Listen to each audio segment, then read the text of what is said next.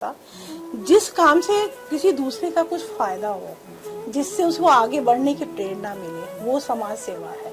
अगर हम किसी भूखे को रोटी खिला रहे हैं बहुत अच्छी बात है, लेकिन हम किसी भूखे को उसे रोटी कमाना सिखा रहे हैं तो ये ज्यादा अच्छी बात है। क्यों लोगों की सहमति बहुत जरूरी है, क्योंकि हमारे हिंदू मान्यता है, वही मैं कहने वाली थी। कर्म जरूरी है।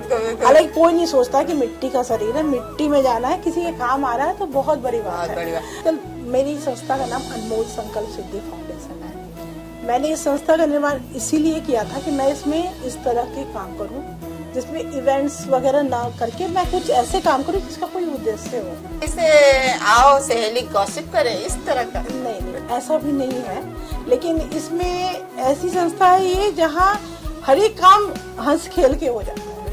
हाँ, तो मतलब कहने का मतलब है कि बहुत ज्यादा मात्रा में यहाँ औरतें जुड़ी हुई हैं, बहुत ज्यादा संख्या में सदस्य हैं वहाँ, और सुशीला तिवारी में उपलब्ध है। यहाँ आई बैंक खुल चुका है और अब इस परेशानी का सामना नहीं करना पड़ेगा। आपके एक कॉल पे यहाँ से भी टीम आ जाएगी और वहाँ आई बैंक बन चुका है, तो इसलिए आपकी आंखें सुरक्षित रहेंगी और वो किसी को भी ट्रांसप्लांट की जा सकती है। नमस्कार, मैं नीरू भल्ला और आप देख रहे हैं यूट्यूब पर समाचार सर।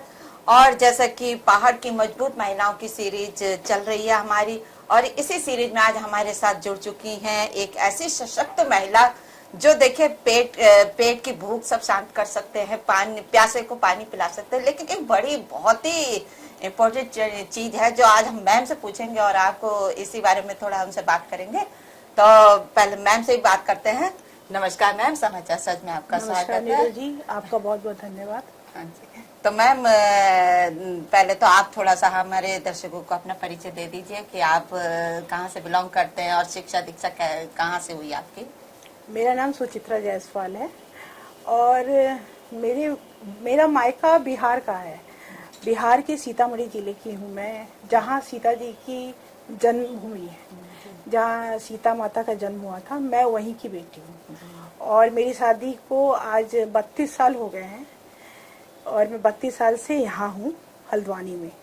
और यहाँ मेरी शादी जायसवाल परिवार में हुई। मेरे ससुर जी का नाम राम आश्रय जायसवाल जी था और मेरे पति पंकज जायसवाल हैं। और शादी के बाद मैं एक बहुत सीधी सादी महिला, जिसको आप कह सकते हैं, बहुत ही घरेलू महिला थी मैं। बहुत दिनों तक मैं घर में ऐसी रही। मतलब कुछ दिनों बाद फिर मेरे ससुर जी मेरे से बहुत स्नेह करते थे और मतलब बहुत ही ज्यादा वो मुझे बेटी की तरह, मतलब बहुत ही अच्छे थे वो। तो मतलब उन्होंने मुझे गाड़ी चलाने की भी ट्रेनिंग दी और कंप्यूटर सिखाने के लिए भी दिया। मैं वैसे ग्रेजुएट हूँ, लेकिन मुझे मतलब इन सब चीज़ों का थोड़ा सा ये नहीं था, तो मैं पहले तो ऐसे ही चला कुछ दिन। उसके बाद मैं लॉयनेस क्लब हल्द्वानी से जुड़ी। वहाँ मैंने बतौर सदस्य 1-2 साल काम किया। फिर मुझे वहाँ कुछ पोस्टें मिली। फिर मुझे लगा कि मैं ऐसे काम कर सकती हूँ, तो मैंने धीरे धीरे शुरुआत करी। तो धीरे धीरे मुझे ऐसा लगने लगा कि मैं अब इस फील्ड में ही आगे जाऊंगी। समाज सेवा से मुझे एक आत्मिक सुकून मिल रहा था। तो और सपोर्ट इसमें मेरे फैमिली का था, मेरे ससुर जी का था, मेरे हस्बैंड का था और बच्चों का तो स्पेशली था। मेरे बच्चे तब समझ लीजिए आप 5 और 6 में थे। मेरी दोनों बेटियां जो आज एक डॉक्टर है और एक लॉयर है। तो मेरी मतलब ऐसा नहीं है कि मैंने फैमिली को नहीं देखा, और मैंने उन लोगों को पूरा ध्यान देते हुए समाज सेवा के काम को पूरा किया है।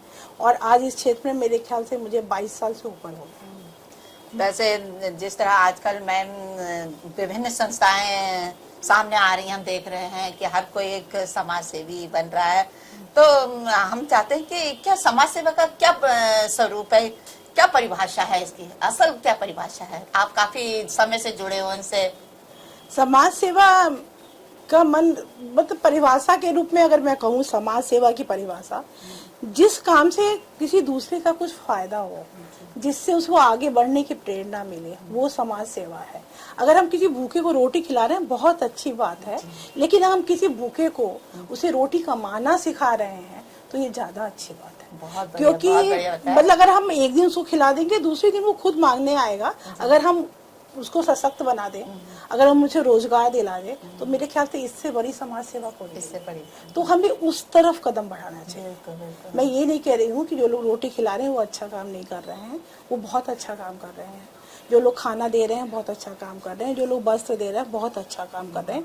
लेकिन सबसे अच्छा काम तब होगा जब हम उन्हें सशक्त बनाएंगे, उन्हें शिक्षा के रूप में हो, चाहे किसी बच्चे को शिक्षा दे, ताकि वो आगे जाके इतना सशक्त बन जाए उसे मांगने की जरूरत ना पड़े। देखिए, खाने को हम एक टाइम दे सकते हैं, दो टाइम दो से टाइम देते हैं, उससे लेकिन ज्यादा उससे- नहीं दे सकते। हाँ, और जब अगर वो रोजगार करेंगे तो हमेशा के लिए हो मेरे जाएगा। ख्याल से तो यही समाज सेवा का एक अच्छा स्वरूप है। हाँ जी हाँ। और आगे अपनी अपनी सोच है, जो जैसे करना चाहता है वो उसके लिए वो स्वतंत्र है। तो मैम, आप तो काफी लंबे समय से तो घर से जब आप कह रहे हो मेरी शादी हुई तो काफी मैं घरेलू थी, फिर बच्चे हुए, परिवार हुआ, सास ससुर, हालांकि पहले के समय में संयुक्त परिवार ज्यादा हुआ करते थे। हाँ। तो फिर अचानक ही ऐसा क्या बदलाव मोड़ आया कि आपको इस समाज, उस समय हालांकि जब आप 22 साल पहले बता रहे हो तो महिलाओं का इतना बाहर निकलना शायद अलाउड नहीं था, संभव नहीं और था। बहुत कम था ऐसा कि महिलाएं आए इस मतलब जो क्षेत्र में। हाँ। तो आपको ये सीख कहाँ से मिली और ये प्रेरणा कहाँ से मिली? मतलब कोई सीख नहीं थी मन में, ऐसी कोई सोच नहीं थी मेरी। लेकिन मुझे अरुणा टंडन जी को आप जानती होंगी, वो ले गई थी मुझे कि आप लॉयनेस क्लब ज्वाइन कर लो। तो मैंने कहा ठीक है मैं कर लूंगी। तो मुझे कुछ नहीं पता था उसके बारे में, कुछ भी नहीं पता था मुझे। फिर धीरे धीरे मैं जुड़ी, तो धीरे धीरे मुझे वहाँ पोस्ट मिलती है। तो जैसे पीआरओ की पोस्ट मिली, फिर उसके बाद सेक्रेटरी बनी मैं, फिर अध्यक्ष बनी। तो उन दौरान जो मैंने काम किया, मतलब मैंने अपने हिसाब से काम किया कि मुझे लगता है कि यहाँ जरूरत है तो मैं यही दूंगी। मैं ऐसा नहीं करूंगी कि मैं अपना काम पूरा कर लूं बस, उसके बाद कोई मतलब नहीं है मेरा, ऐसा नहीं। मतलब जिसको जरूरत है तो मैं उसके साथ पूरा लगती। मैंने मोतियाबिंद के ऑपरेशन भी करवाए बहुत लोगों के, तो मैं उसके लिए, मुझे अगर फीवर भी होता था तो मैं उसके लिए हॉस्पिटल में खड़ी होती थी कि जब तक वो डिस्चार्ज नहीं हो जाता था और जब तक वो अपने घर नहीं पहुंचता था, मैं वहां से नहीं जाती थी। मतलब मेरा एक ये रहा कि मैं लोगों को इस दिखावटी रूप से मदद ना करूं, मदद करूं तो ऐसे जिससे उनका सही में फायदा हो। तो मैम, ये मोतियाबिंद वाला आप बता रहे हैं, तो हमने सुना है कि आप नेत्रदान और अंगदान और जैसे कहते हैं बॉडी भी दान होना चाहिए, मतलब मैंने अपना अंग, वो शरीर भी दान कर दिया है। ये चीज कैसे आई आपके दिमाग में? ये चीज मेरे दिमाग में बहुत दिनों से थी। एक उद्देश्य को लेकर मैं चलना चाहती थी। मैंने देखा संतोष मिश्रा जी हैं, वो उन्होंने, उनका आता था फेसबुक पे कि उन्होंने अपने पत्नी के साथ देहदान किया है। मेरी इच्छा अंगदान करने की थी, मेरी पर्सनली इच्छा थी। तब तक मैंने कुछ नहीं सोचा था कि मैं इसके लिए जागरूकता फैलाऊंगी। मेरी इच्छा थी कि मैं अंगदान करूं, क्योंकि एक अंगदान से 12 लोगों की जान बचाई जा सकती है। तो मेरे दिल में बहुत था कि अगर मेरे मरने के बाद भी मेरा शरीर किसी के काम आता है तो मेरे ख्याल से इससे बड़ी बात मेरे लिए कोई नहीं है। जिस शरीर को मिट्टी में मिल जाना है, जिस शरीर का मरने के बाद मेरा कोई काम नहीं है, उस शरीर को मैं मरने के बाद रख के क्या करूं? अगर मरने के बाद भी मैं किसी के काम आऊं, किसी के चेहरे पे हंसी आ जाए मेरी वजह से, तो मेरे लिए सबसे बड़ी बात होगी। तो मैंने अंगदान को लेके शुरुआत करी। तो फिर मुझे पता चला कि यहाँ अंगदान की सुविधा नहीं है। फिर मैंने 1-2 जागरूकता शिविर भी लगाया। वहाँ प्रिंसिपल भसौरा सर थे, उनके योगदान से, उनके वहाँ से डॉक्टर बुला के मैंने लगाया। मैंने कोशिश करी कि अंगदान की भी सुविधा यहाँ हो, लेकिन मुझे लगा कि अभी उसमें थोड़ा टाइम लगेगा। यहाँ कोई मल्टी स्पेशलिटी ऐसी हॉस्पिटल की सुविधा नहीं है यहाँ जहाँ अंगदान किया जाए, क्योंकि उसे ट्रांसप्लांट करने के लिए कुछ देर के लिए जो मशीन में रखने की सुविधा यहाँ नहीं है किसी भी हॉस्पिटल में। तो मैंने कहा चलो देहदान से शुरुआत करते हैं। तो फिर हमने देहदान किया, देहदान के जागरूकता फैलाई, और मैंने अभी तक 20 लोगों के देहदान के संकल्प पत्र भरवा दिए हैं। हाँ, हल्द्वानी में। और अभी भी आ रहे हैं लोग, और बहुत खुशी खुशी वो कॉल करते हैं हमारे पास कि आप आइए, हम देहदान करना चाहते हैं। और फिर हमारी टीम उनके वहाँ जाती है और वहाँ हम देहदान का संकल्प पत्र भरवाते हैं, उनकी नोटरी करवाते हैं। फिर एक कॉपी हम मेडिकल कॉलेज में, एक कॉपी डीएम को, और एक कॉपी उनको देते हैं जिनका देहदान होता है, और एक कॉपी हम अपने पास रखते हैं। तो मैम, जो आप ये जो सर्टिफिकेट जो वहाँ भरवाते, फॉर्म भरवाते हो, उनका सहमति पत्र, तो उनकी पूरे परिवार की पूरी उसकी पूरी उनकी जानकारी में भी रखा रह जाता है कि सहमत है या नहीं है। जी वो ऐसा होता है कि उसमें 2 विटनेस की जरूरत होती है जो आपके परिवार के होने चाहिए। तो वो 2 विटनेस उनके साथ होने चाहिए जो शपथ पत्र पे साइन करते हैं गवाह के रूप में। तो हम उनके खिलाफ हम नहीं करवा सकते क्योंकि शपथ पत्र, क्योंकि मेन जो भूमिका है इसमें देहदान में या नेत्रदान में ये परिवार की भूमिका है। अगर हमारे मृत्यु के बाद अगर हमारे बच्चे नहीं चाहेंगे कि हमारे माँ का अगर नेत्रदान हो या बॉडी दान हो तो वो नहीं हो पाएगा, क्योंकि भूमिका जो है इसमें मेन परिवार की है। इसलिए परिवार की सहमति बहुत जरूरी होती है। क्योंकि अगर अब हमने तो भर लिया संकल्प, हमारे मन में इच्छा है कि हमने भर लिया, लेकिन अगर फैमिली को पता नहीं है तो फिर कुछ नहीं होगा। इसलिए फैमिली का तो विटनेस होना बहुत जरूरी है, क्योंकि मरने के बाद सारी भूमिका परिवार की होती है। सपोज कि अगर वाइफ ने करा या हस्बैंड ने करा तो अगर ना हो तो इस चीज के लिए तो आपको बड़ी दिक्कत आएगी। अभी ऐसा कोई केस आया है जिनका अंग दान या देहदान हो चुका हो? अभी हुआ नहीं, ऐसा अभी तक हमारे वाले केस में नहीं हुआ है। जो हमने 20 लोगों अभी ऐसी कोई खबर नहीं आई है मेरे पास। तो इसके लिए भी मुझे लगा कि ऐसा ना हो कि मरने के बाद उनके परिवार वालों को दिक्कत का सामना करना पड़े, क्योंकि कभी कभी सुनने में आता है ऐसा कि वो लेके गए बॉडी और फिर वहाँ किसी ने सुना नहीं। ये बातें बहुत होती हैं। तो हमारे मन में भी चिंता, क्योंकि चूंकि हम इस क्षेत्र से जुड़े हैं तो एक चिंता रही हमारे मन में ये कि नहीं, ऐसा नहीं होना चाहिए कि जो व्यक्ति इतने मन से अपने देह तक का दान कर दे रहा है तो उसके परिवार वालों को दिक्कत नहीं होनी चाहिए। तो हमने पहले भी जब भसौरा जी थे यहाँ प्रिंसिपल, तो मैंने उनसे भी कहा था और एक शिविर लगाया था, तो उन्होंने पूरा आश्वासन दिया था कि जो भी मृत्यु होगी आप देहदान किए हुए व्यक्ति की, उनके घर से एम्बुलेंस जाके उनकी बॉडी को ससम्मान लाएगी।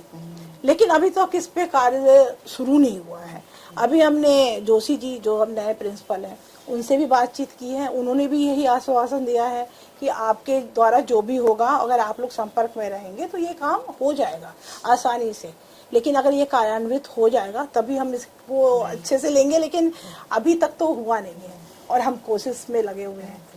तो मैम फिर आपने जब ये आपने जिस करा कि ये देहदान और अंगदान है, तो इसके लिए कोई संस्था भी बनाई होगी आपने कि उस संस्था में लोगों को जोड़ा? किस तरह उनको मतलब कह सकते हैं हम लोग तैयार भी करना होना, मोटिवेट करना? जी, आजकल मेरी संस्था का नाम अनमोल संकल्प सिद्धि फाउंडेशन है। मैंने इस संस्था का निर्माण इसीलिए किया था कि मैं इसमें इस तरह के काम करूं जिसमें इवेंट्स वगैरह ना करके मैं कुछ ऐसे काम करूं जिसका कोई उद्देश्य हो।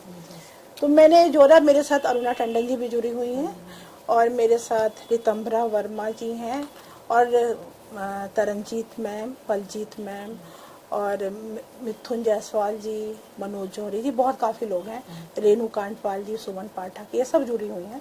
ये सब अपनी मर्जी से आए। इनका क्योंकि इनको लगा, पहले हमने लगाया एक दिव्यांग कैंप लगाया, हमने बहुत बड़ा एक दिव्यांग शिविर लगाया था जिसमें बहुत ही ज़्यादा मात्रा में हमने देहरादून की एक वो है NIVH, तो उनसे एक एप्लीकेशन देना होता है, फिर वहाँ से हम अपने रजिस्ट्रेशन के हिसाब से सामान को मंगवा सकते हैं।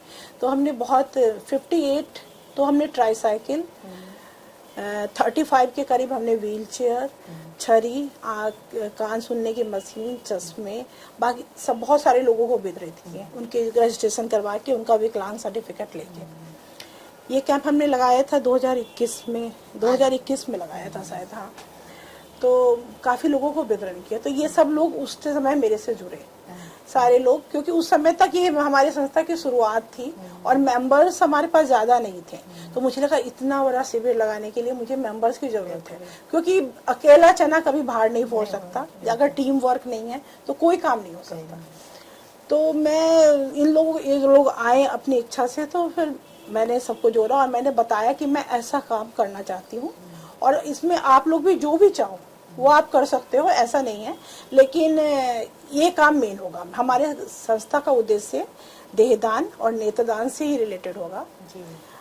तो सबने बहुत खुशी किया और सबने बहुत साथ दिया, बहुत ही सहयोग से, हमारी टीम बहुत सहयोग से चलती है और इस तरीके से हमारे संस्था का निर्माण हुआ।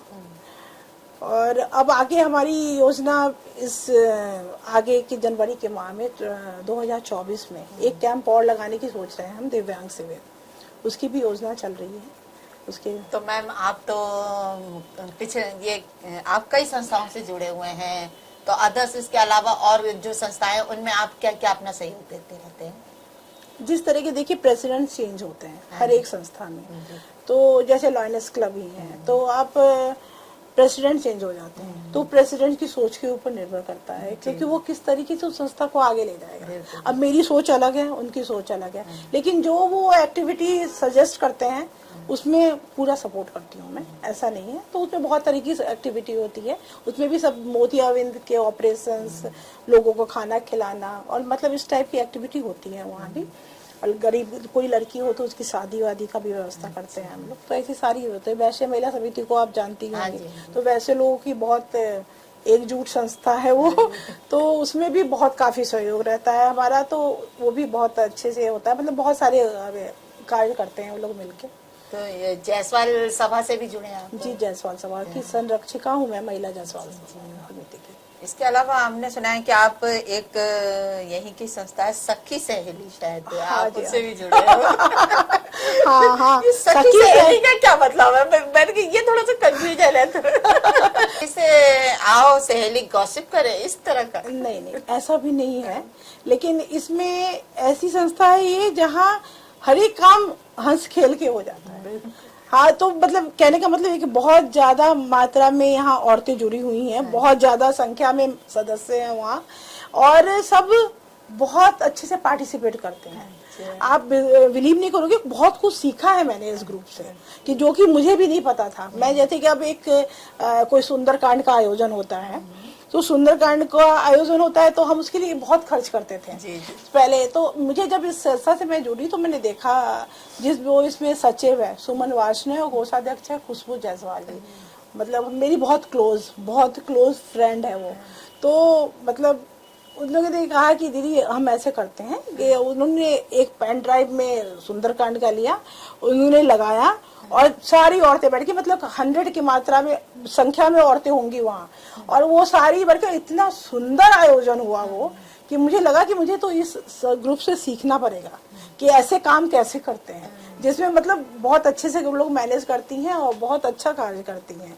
और ऐसा नहीं है कि वो लोग जैसे वृद्धाश्रम भी जाती हैं, वहाँ भी उन्होंने बहुत वो किया, मतलब राशन दिया, वो दिए, और भी काम करती रहती है वो, जहाँ भी समाज में उनकी जरूरत होती है वो खड़ी होती है। तो मैम सबसे बड़ा जो हमारा एक पॉइंट है, आप इतने समाज में जुड़े हो सर, इसमें परिवार का कितना सहयोग रहता है, और मेन हस्बैंड और बच्चे? मैं यही बता रही थी आपको कि परिवार के बिना तो कोई काम संभव ही नहीं है, हस्बैंड के बिना कोई काम संभव नहीं। अगर वो नहीं कहेंगे तो मैं तो निकल ही नहीं सकती घर से।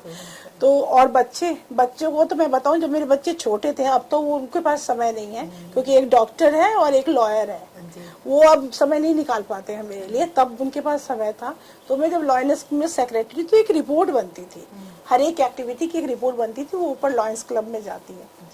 तो मेरी सारी रिपोर्ट तैयार करते थे मेरे बच्चे, और मतलब जो भी मेरी स्पीच होती थी या मैं कोई स्पीच देती थी वो भी वो मुझे लिख के देते थे। तो मुझे इतना सपोर्ट उनसे मिला है। और हस्बैंड के लिए मैं कहूँगी कि बिल्कुल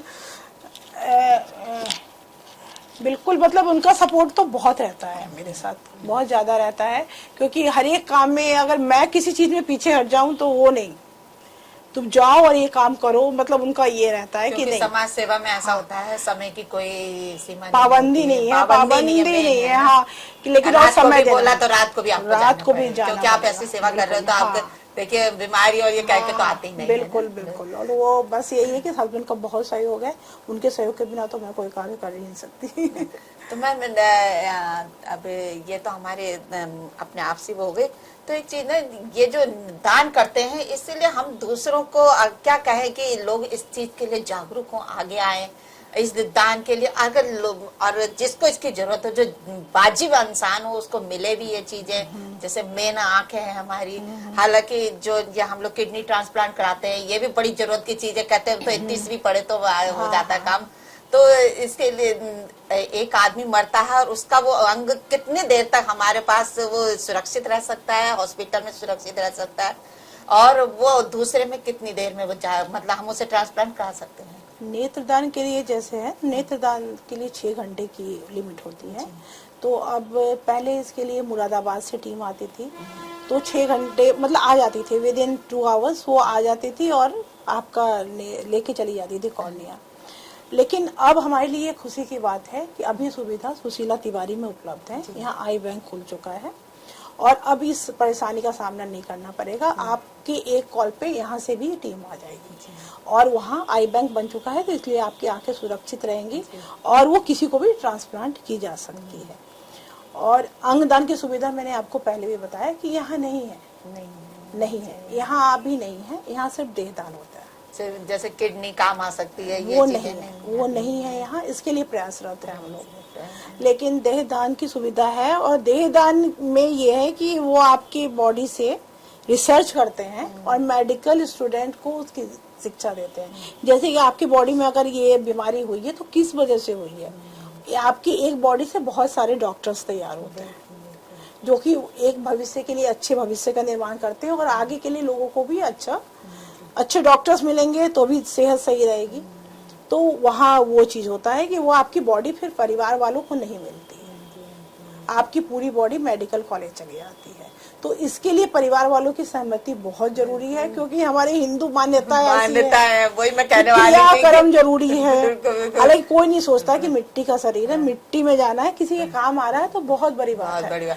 हाँ, तो ये चीज है, इसके लिए अपने दिल को बहुत पक्का करना पड़ता है, क्योंकि हम हिंदुओं में बड़ी वो है कि अरे आंखें जगह हम तो अंधे जाएंगे वहाँ पर। पढ़े लिखे लोगों ने कहा मुझसे, जब नेत्रदान की बात हुई तो पढ़े लिखे लोगों ने मुझसे कहा नहीं मैं नेत्रदान नहीं करूंगी, मैं अगले जन्म में अंधी पैदा होंगी। मैंने कहा ऐसा पढ़े लिखे लोगों की बात ही है। तो मैंने सोचा, मैंने कहा मैं किसी को जबरदस्ती इस काम के लिए करती ही नहीं हूँ और नहीं मुझे नंबरिंग बढ़ाने का है कि मैंने इतने कर लिए इतने कर लिए। जो भी खुशी से कॉल करता है सबको पता है, और कुछ वो मतलब जिसको पता है, जैसे आपको पता होगा अगर आपके पास कोई आएगा तो आप नेचुरली मेरे पास कॉल करोगे कि आप सुचित्रा जी के पास जाओ और आपको हो जाएगा वहाँ। तो ऐसे ही लोग भेजते हैं, अब कॉल आती है, हमारी टीम उनके वहाँ जाती है, संकल्प पत्र भर आती है, उनका सारा काम हम कर देते हैं, उनका काम आसान कर देते हैं और नोटरी करवा देते हैं हम खुद और डॉक्यूमेंट्स भी जमा करते हैं, उनके साथ 5 डॉक्यूमेंट पहुंचा देते हैं। यहाँ तक हमारा काम है और आगे हम प्रयास कर रहे हैं कि उन्हें तकलीफ ना हो, उनके फैमिली वालों को तकलीफ ना हो। अब देखिए इसमें हम कहाँ तक सफल हो पाते हैं। तो वो खुशी का पल किसी के जीवन में आया है जो किसी और की आंखों से कोई दूसरा खूबसूरत दुनिया देख रहा है? हाँ, बिल्कुल, यहाँ हो चुका है ये जब आई बैंक खुला नहीं तभी एक आई ट्रांसप्लांट हो चुका है। और वो कोई बच्ची थी, पेपर में पढ़ा था मैंने, मुझे नाम याद नहीं आ रहा है, तो लेकिन उसकी एक दोनों आंखों से 2 लोगों को रोशनी मिल चुकी है। तो ये बहुत ही खुशी की बात है और बहुत खूबसूरत दुनिया देख पा रही है और उनके लिए, उसके माँ बाप के लिए भी खुशी की बात है कि अगर उसके बच्चे की आंखों से कोई और देख रहा है, उसकी आंखें तो यही है ना, वो चाहे चली गई हो तो उसकी आंखें यही है। तो ये बहुत बड़ी बात होती है। सोचिए तो आपको अपने अंदर ही एक ऐसी खुशी की अनुभूति होगी कि शायद और किसी भी दान से शायद न हो पाए। ऐसा है, क्योंकि वो तो हमारे काम का फिर भी नहीं है, ना, कुछ भी नहीं है। हाँ, तो मैम आपका जो इतने लंबे समय से उतार चढ़ाव रहा है, कभी ऐसा भी कोई खुशी का पल आया होगा जो बड़ा यादगार रहा होगा, खुशी या दुख का जो? कई बार हुआ, कई बार कुछ शिकायतें भी मिली लोगों से, ऐसी बात नहीं, क्योंकि लोग चाहे आप कितना भी कर लो वो अपने तराजू पे तौलते हैं। बिल्कुल। और फिर ऐसे ही हुआ एक बार जब ये कोरोना का टाइम पीरियड चल रहा था तो बहुत लोगों ने इसमें खाना भी बांटा था, ये भी बांटा था। फिर हम लोगों की टीम में ये बातें हुई कि अभी ऐसा हो रहा था कि कोरोना में पूरी की पूरी फैमिली बीमार हो जा रही थी, तो उनके घर में खाना देने वाला कोई नहीं था, बहुत परेशानी का सामना कर रहे थे। वो गरीब नहीं थे, वो गरीब भी नहीं थे और वो मतलब ये भी नहीं थे कि वो खाना अफोर्ड नहीं कर सकते थे, लेकिन उनके फैमिली में कोई खाना बना के देने, क्योंकि कोरोना में हालत ऐसी होती थी, वो घर में ही अपने थे और लेकिन उनके पास खाना बनाने वाला कोई नहीं था। तो हमारी टीम ने निर्णय किया कि हम ऐसा काम करते हैं कि ऐसी फैमिली को हम खाना देते हैं। तो फिर हमने शुरू किया ये काम। थोड़ी सी मुश्किलों का सामना वहाँ भी करना पड़े, क्योंकि जो हमारे वॉलेंटियर थे वो खुद बीमार पड़ गए, वो कोरोना से पीड़ित हो गए। फिर हमारे सामने अब ये सवाल आया कि हम कैसे करें, इस काम को हम कैसे करें कि हमने कैसे सबके जो लोगों का जो जिम्मा लिया है हमने, और जहाँ से फ़ोन आ रहे हैं कि हमारे यहाँ इतनी थाली चाहिए, हमारे यहाँ इतनी, हमने सुबह और शाम का किया था, तो इतनी थाली चाहिए, कैसे पहुँचाएं उसको उनको। तो ये हम लोग इसके लिए हमने एक तैयार किया ऑन पेमेंट, तो हमने उन लोगों को तैयार किया, जहाँ से फिर इसमें ना लोगों का सहयोग भी हमें बहुत मिला। कुछ ऐसे लोग भी हैं दुनिया में जो मतलब आपको ऐसे सहयोग देते हैं कि आप समझ नहीं पाएंगे, क्योंकि जिन लोगों को पता है कि मेरा काम जेन्युइन ही होता है और मैं ऐसे वैसे मतलब नहीं करती काम, तो मेरे एक फ़ोन पे फ़ोन किए बिना, पहले तो कुछ लोगों ने ऐसे इंक्वायरी की कि आप खाना भेजते हैं, मैंने कहा हाँ, तो मैंने कहा आपको कहाँ चाहिए, आप एड्रेस लिखवा दीजिए। नहीं, अच्छा मैं बताऊंगा, ऐसे कि क्या पेमेंट है उसकी, मैंने कहा पेमेंट तो कुछ नहीं है, पेमेंट कुछ भी नहीं है इसका। अच्छा तो ठीक है, फिर दोबारा कॉल आई, अच्छा आप अपना पेटीएम नंबर दे दीजिए। तो ऐसे ऐसे लोग थे, उन्होंने इसमें लोगों ने काफ़ी सहयोग किया, मैं बिना मांगे, हम नहीं मांग रहे थे लोगों से, लेकिन उन्होंने सहयोग किया मेरा। कुछ ऐसे लोग थे जिन्होंने कहा दीदी मेरा नाम ना जाए कहीं, अगर मेरा नाम कहीं जाएगा तो मैं फिर आगे आपको सहयोग नहीं करूंगा, मैं उनका नाम भी नहीं बताऊंगी आपको, लेकिन वो एक फरिश्ते के समान हमारी मदद कर रहे थे, क्योंकि इन सब कामों के लिए पैसों की बहुत ज़रूरत होती है। तो इन लोगों का मैं बहुत शुक्रिया अदा करती हूँ जिन्होंने मेरा सहयोग किया। इसी में ऐसे मैसेज आते थे मेरे पास, मेरा कॉल नंबर था तो टेक्स्ट मैसेज भी आते थे कि आपको भगवान सुखी रखे, आपकी तरफ से मुझे इतना खाना मिला और मेरे परिवार को उस समय जबकि मुझे इतनी ज़रूरत थी, और ऐसे ऐसे ब्लेसिंग्स के मैसेज आते। तो मैं तो उसी को यादगार पल मानती हूँ कि ये ब्लेसिंग्स मुझे घर बैठे मिली, घर बैठे में थोड़ा सा चाहे उसके लिए मुझे परेशानी का सामना करना पड़ा, लेकिन मुझे लगता है कि मैंने बहुत दुआ कमा ली, मुझे वो मेरे लिए बहुत इम्पोर्टेंट था और मेरे लिए यादगार पल भी रहेगा हमेशा। हमने एक दिन में 80 थाली का डिस्ट्रीब्यूट किया है, और चाहे बारिश होता था, तूफान होता था, हमारे वॉलंटियर जाते थे उनके घर और जितनी थाली वो मांगते थे वहाँ रख के घंटी बैल बजा के आ जाते थे। तो ये मेरे लिए बहुत यादगार पल था। वो समय तो बहुत ही कठिन था, हालांकि लोगों ने बहुत बढ़ चढ़कर भाग लिया इसमें, सभी ने अपनी तरीके से जैसा जिसका बना। हालांकि वो समय कोई नहीं भूल सकता, क्योंकि लोगों ने परिवार भी खोए हैं। तो हमने तो वो साथ अपने दृश्य भी देखे हैं कि लोगों ने पूरा परिवार खोया है और बहुत परेशानी झेली। तो मैम हम चाहते हैं कि समाचार सच के द्वारा आप उन लोगों को भी थोड़ा प्रेरित करें जो इस क्षेत्र में आना चाहें या आए, तो इससे थोड़ा हम लोग कई लोगों को इसका सहयोग मिलेगा। सबसे पहले तो मैं समाचार सच को बहुत बहुत साधुवाद करती हूँ कि उन्होंने हमें ये मंच दिया, हमें अपनी बात कहने का मौका दिया। बहुत सारे लोग हैं जो समाज सेवा के क्षेत्र में हैं और सब अपने अपने तरीके से बहुत अच्छा कार्य कर रहे हैं, लेकिन ये जो हमारी संस्था है अनमोल संकल्प सिद्धि फाउंडेशन, ये हमारी हल्द्वानी की मैं तो कहूँगी एकमात्र संस्था है जो इस क्षेत्र में काम कर रही है। और हमारा जो कॉज है उसमें किसी को कोई जबरदस्ती नहीं है, कुछ नहीं है। जिसकी जो इच्छा होती है वो आता अपनी इच्छा से देहदान और नेत्रदान कर सकता है, उसकी सारी प्रक्रिया हम लोग पूरी करवाते हैं। तो मेरी ये इच्छा है कि इस क्षेत्र में और इसके लिए हमें सहयोग करने के लिए कृपया आप लोग भी आगे आएं और हमें सहयोग करें और इस कार्य को आगे बढ़ाएं, क्योंकि इसके से बहुत ही पुण्य का कार्य है और आप भी इसके सहभागी बने, मेरी यही इच्छा है। धन्यवाद। बहुत बहुत धन्यवाद मैम। तो ये थी हमारे साथ सुचित्रा मैम। तो आपने देखा जैसा कि हर चीज़ की अपनी अपनी जगह, सब तरीके से लोग अपने अपने तरीके से सेवा दे रहे हैं। तो इसी तरह हमारे साथ जुड़े रहने के लिए आप हमारे चैनल को सब्सक्राइब करें, लाइक